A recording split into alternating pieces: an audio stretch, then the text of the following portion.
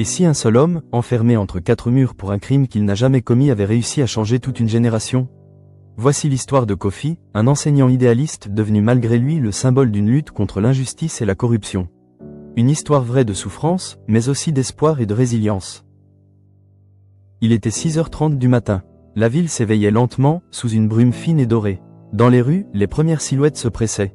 Des enfants en uniforme courant vers l'école, des vendeuses installant leurs étals de mangue, des taxis klaxonnant pour de futurs clients. Une Afrique urbaine, vivante, bruyante, et en apparence paisible.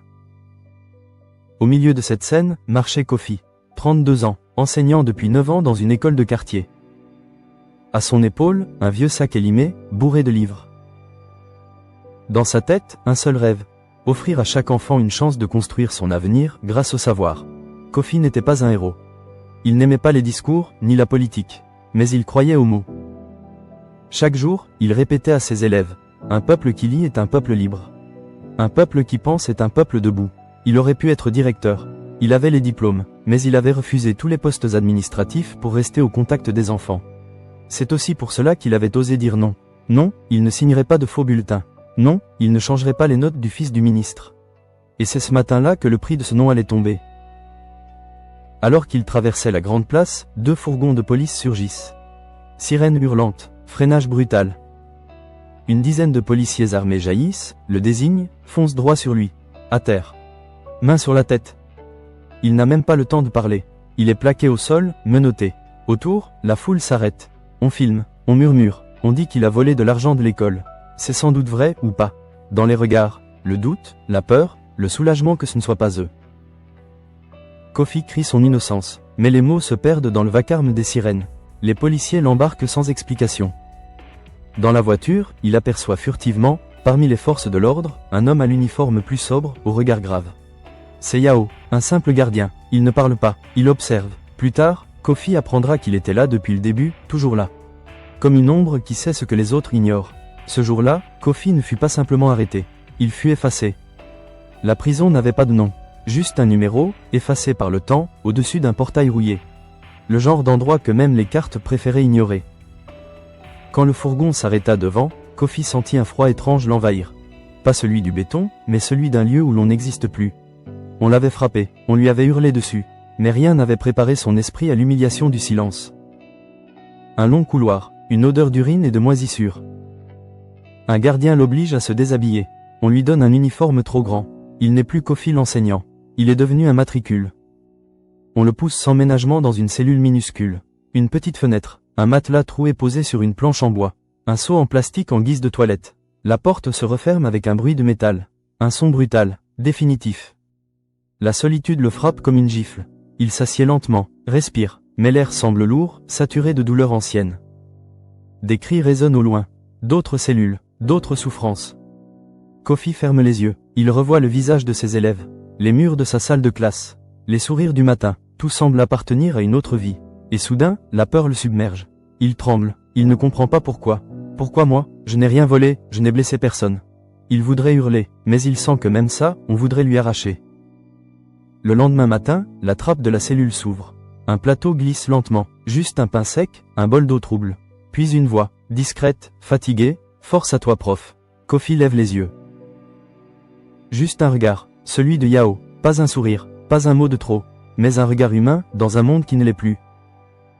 Et quand Kofi relève le plateau, il découvre un petit bout de papier, soigneusement plié. Il l'ouvre, une simple citation, écrite au stylo bleu. Ceux qu'on enferme deviennent dangereux non pas parce qu'on les enchaîne, mais parce qu'ils apprennent à penser librement. Aucune signature.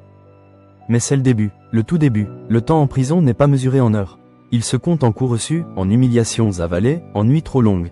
Kofi passait ses journées à fixer le plafond fissuré de sa cellule. Il se répétait ses anciens cours dans sa tête, mécaniquement, comme un moyen de survivre à la lente désintégration de son esprit. Un jour, alors qu'il était autorisé à sortir pour la corvée quotidienne, il assista à une scène banale, mais bouleversante. 2 jeunes détenus se disputaient une feuille de journal déchirée, tombée au sol. Ils ne savaient pas lire, mais ils voulaient savoir ce qu'elle disait. Ils s'insultaient, se poussaient, prêts à se battre. Sans réfléchir, Kofi s'approcha. Il lut les premières lignes à voix haute. C'était un article sur la hausse du prix du pain. Rien de spectaculaire. Mais dans leurs yeux, une étincelle, un mélange de curiosité, de respect et de faim. Pas la faim du ventre, la faim de comprendre. Le soir même, un des deux jeunes revint, puis un autre le lendemain, puis un troisième, silencieux, qui s'assit au sol contre le mur de la cellule. Et ils étaient de plus en plus nombreux. Kofi, d'abord hésitant, recommença à enseigner. Pas comme à l'école. Ici, il n'y avait ni tableau, ni cahier, ni craie. Alors il prit un morceau de charbon du coin du mur et traça sur le sol la lettre A. Puis il dit, ça, c'est le début de tout. Il leur apprit à écrire leur nom, à lire les panneaux, à comprendre les papiers de justice qu'on leur jetait sans explication. Chaque soir, ils revenaient. Assis en rond, silencieux, concentrés. Yao le gardien observait, toujours discret, mais désormais, présent chaque soir, à quelques mètres. Il ne disait rien aux autres gardiens, mais il ne dénonçait rien non plus. Et parfois, quand tout le monde dormait, un crayon usé apparaissait dans la cellule de Kofi. Ou un vieux cahier froissé retrouvé, par hasard, dans la benne de la direction. Il ne disait rien aux autres gardiens, mais il ne dénonçait rien non plus. Yao n'était pas un révolutionnaire. Il n'élevait pas la voix, mais il faisait ce que personne ne faisait ici, il aidait un homme à redevenir un guide. Ce qui était un cercle de 3 devint un cercle de 8. Puis 10, et bientôt, la rumeur courut, un prof dans la prison. Un homme qui, avec du charbon et des mots simples, rendait leur nom à ceux qu'on avait effacés. Et dans ce monde de murs et de chaînes, quelque chose de dangereux naissait, l'espoir. Elle était devenue une salle de classe clandestine. Sur les murs, au charbon, des alphabets entiers, des phrases, des maximes, des noms de philosophes, de penseurs africains, de résistants oubliés. Sur le sol, des hommes assis en tailleur, parfois jusqu'à 15, écoutant en silence. Kofi n'enseignait pas seulement à lire. Il parlait de justice, de l'histoire, de dignité. Il racontait comment des idées, même enchaînées, finissent par se répandre. Il ne faisait pas la révolution. Il formait des esprits éveillés. Chaque soir, après l'appel, les prisonniers savaient que la classe allait commencer. Mais dans cette prison, tout ce qui ressemble à une organisation est une menace. Les chefs de bloc commencèrent à s'en méfier. Les surveillants posaient des questions. Un jour, la direction fit fouiller la cellule de Kofi. Ils ne trouvèrent que du charbon. Mais l'ambiance changea. L'enseignement devait cesser. C'est à ce moment-là que Yao prit une décision. Ce qu'il faisait jusqu'ici dans l'ombre, il allait l'assumer plus concrètement. Une nuit, il appela Kofi discrètement dans un couloir de service. Il n'avait jamais vraiment parlé. Tu leur donnes plus que des lettres. Tu leur redonnes la tête droite. Kofi ne sut quoi répondre. Mais Yao reprit, continue, mais sois prudent, je te protégerai autant que je peux. Mais ils ne te laisseront pas faire longtemps. À partir de ce jour, Yao devint le gardien des gardiens. Il couvrait les rondes, il bloquait certains accès quand la classe se réunissait. Il transmettait des extraits de livres trouvés dans le bureau du directeur. Il interceptait des feuilles vierges, des stylos volés dans les stocks. Et surtout, il devenait un relais entre l'intérieur et l'extérieur. Un ancien détenu libéré un matin tendit un carnet à un jeune à l'extérieur. Dedans, des phrases griffonnées, des pensées, des extraits de cours. Des maximes de Kofi. La dignité ne s'achète pas, l'éducation est la plus grande vengeance contre l'injustice. Ces phrases, recopiées à la main, circulèrent. Dans les marchés, les lycées, les taxis collectifs, elles devinrent des slogans sur les murs de la ville. Des groupes de jeunes commencèrent à se réunir. Pas pour manifester, mais pour écouter, réfléchir, lire à voix haute. Ils ne savaient pas qui était Kofi exactement. Mais ils savaient que, quelque part, un homme enfermé leur apprenait à se tenir debout. Et derrière lui, un autre homme, oublié, ouvrait les portes à sa manière. Le succès de Kofi ne pouvait rester invisible. Ce qui n'était qu'un murmure discret était devenu un grondement. Les phrases qu'il enseignait se retrouvaient désormais taguées sur les murs de la capitale, scandées dans les cours d'université, murmurées dans les marchés.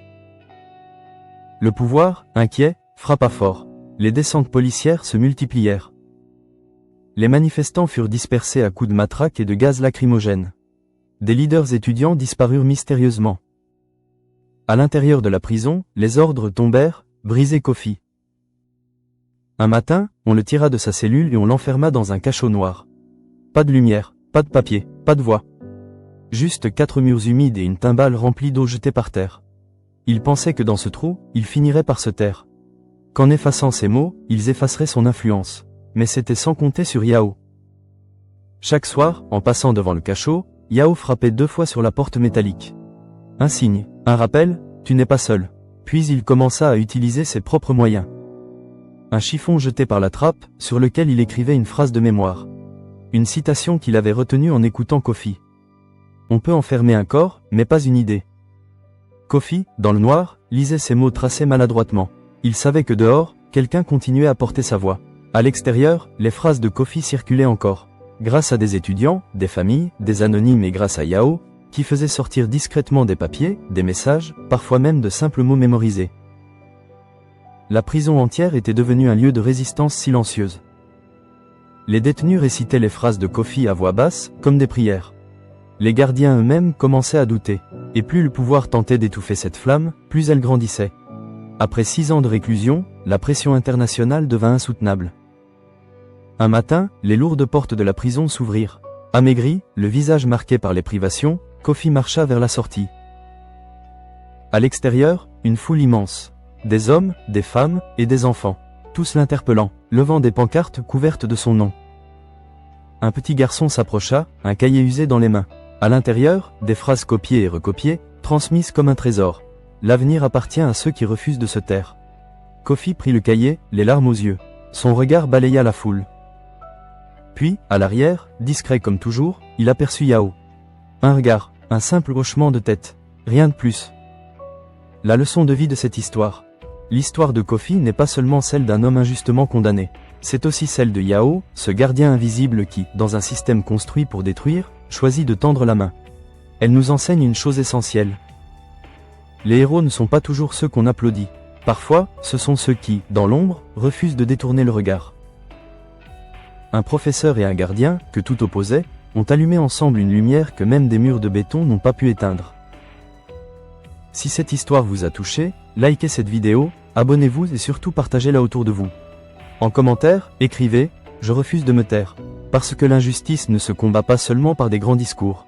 Elle se combat par chaque geste, chaque mot, chaque solidarité discrète. Et vous, aujourd'hui, vous pouvez être ce gardien invisible pour une cause, une personne, une idée.